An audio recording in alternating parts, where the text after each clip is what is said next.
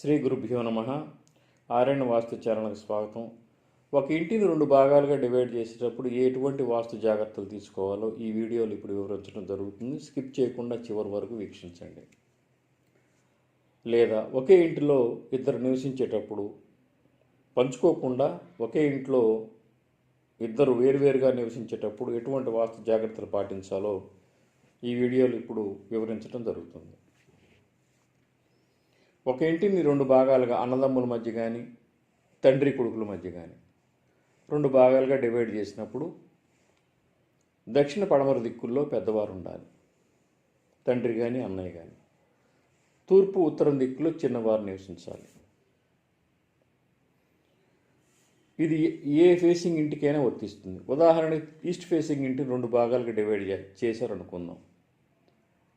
East facing ఇంటిని దక్షిణం ఉత్తర భాగాలుగా డివైడ్ చేసినప్పుడు దక్షిణ భాగంలో తండ్రి లేదా అన్నయ్య ఉండాలి, ఉత్తర భాగంలో కొడుకు లేదా తమ్ముడు ఉండాలి. అంటే అన్నదమ్ముల మధ్య కనుక అయినట్టయితే అన్నయ్య దక్షిణ భాగంలో ఉండాలి, తమ్ముడు ఉత్తర భాగంలో ఉండాలి.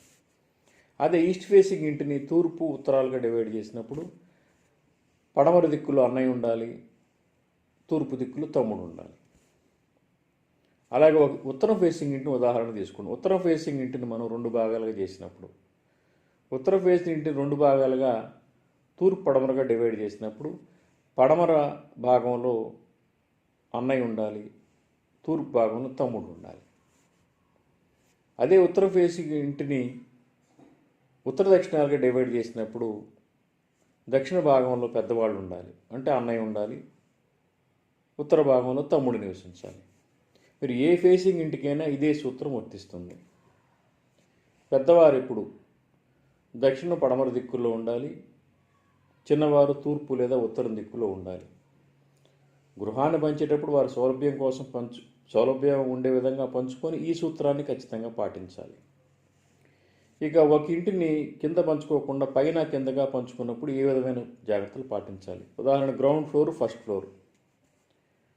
గ్రౌండ్ ఫ్లోర్, ఫస్ట్ ఫ్లోర్ని రెండు భాగాలుగా డివైడ్ చేసినప్పుడు కింద భాగంలో పెద్దవాడు ఉండాలి, అంటే గ్రౌండ్ ఫ్లోర్లో పెద్దవాళ్ళు నివసించాలి, ఫస్ట్ ఫ్లోర్లో చిన్నవాళ్ళు నివసించాలి.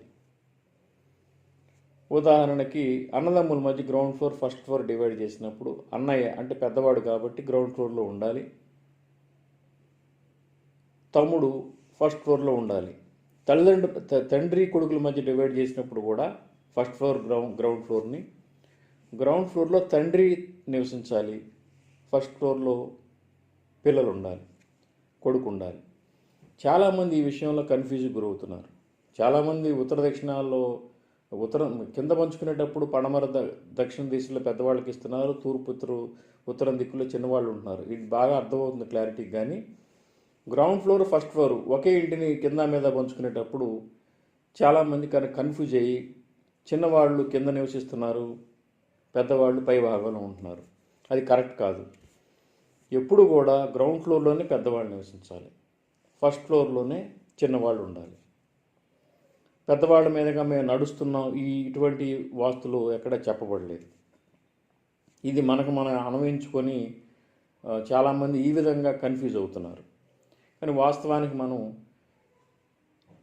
గ్రౌండ్ ఫ్లోర్, ఫస్ట్ ఫ్లోర్గా ఇంటిని డివైడ్ చేసుకున్నప్పుడు కింద ఫ్లోర్స్లో పెద్దవాళ్ళు ఉండాలి, పై భాగాల్లో చిన్నవాళ్ళు ఉండాలి. ఇది మాత్రం తప్పనిసరిగా పాటించాల్సిన సూత్రం. ఇక్కడ పై దిక్కులు అనగానే పై భాగం అనగానే కింద మీద అనుకుంటున్నారు, కానీ పై భాగం అంటే దక్షిణ పడమర దిక్కులని అర్థం. అంతేగాని గ్రౌండ్ ఫ్లోర్, ఫస్ట్ ఫ్లోర్ అని కాదు, పై భాగం కింద భాగం అని కాదు. ఇక్కడ అదే సూత్రాన్ని వర్తించి పై భాగంలో పెద్దవాళ్ళు ఉండాలి కదా అని పై ఫ్లోర్స్లో పెద్దవాళ్ళు ఉంచుతున్నారు. అది కరెక్ట్ కాదు. అందుచేత అది ఓన్లీ పై దిక్కులు పై భాగం అంటే దక్షిణం పడమర అని మాత్రమే అర్థం. ఇక్కడ కింద మీద అనే దానికి వర్తించదు అది. ఇక్కడ మనం గమనించాల్సింది ఏంటంటే కింద ఫస్ట్ ఫ్లోర్, గ్రౌండ్ ఫ్లోర్ని డివైడ్ చేసుకునేటప్పుడు కింద భాగంలో పెద్దవాళ్ళు ఉండాలి, పై భాగాల్లో చిన్నవాళ్ళు ఉండాలి. ఇది ఖచ్చితంగా పాటించాల్సిందే. స్థూలంగా చెప్పేది ఏంటంటే మనం మామూలుగా ఇంటిని తండ్రి కొడుకుల మధ్య కానీ అన్నదమ్ముల మధ్య కానీ డివైడ్ చేసుకున్నప్పుడు పెద్దవాళ్ళు దక్షిణం లేదా పడమర దిశల్లో ఉండాలి, చిన్నవాళ్ళు తూర్పు లేదా ఉత్తరం దిక్కుల్లో ఉండాలి. ఇక ఫస్ట్ ఫ్లోర్ గ్రౌండ్ ఫ్లోర్ అంటే బహుళ అంతస్తుల మేడలు అనుకోండి, లేకపోతే కింద పైన డివైడ్ అయినప్పుడు గ్రౌండ్ ఫ్లోర్లో పెద్దవాళ్ళు నివసించాలి, పై భాగంలో చిన్నవాళ్ళు నివసించాలి. ఇదే సూత్రం ఖాళీ స్థలాలకు కూడా వర్తిస్తుంది. ఖాళీ స్థలం డివైడ్ చేసుకున్నప్పుడు కూడా దక్షిణ పడమరలో పెద్దవాళ్ళు ఉండాలి, తూర్పు ఉత్తరాల్లో చిన్నవాళ్ళు ఉండాలి. శ్రీ దత్త శరణం మమ. శ్రీ ఉమామహేశ్వర కృపా సిద్ధిరస్తు. స్వస్తి.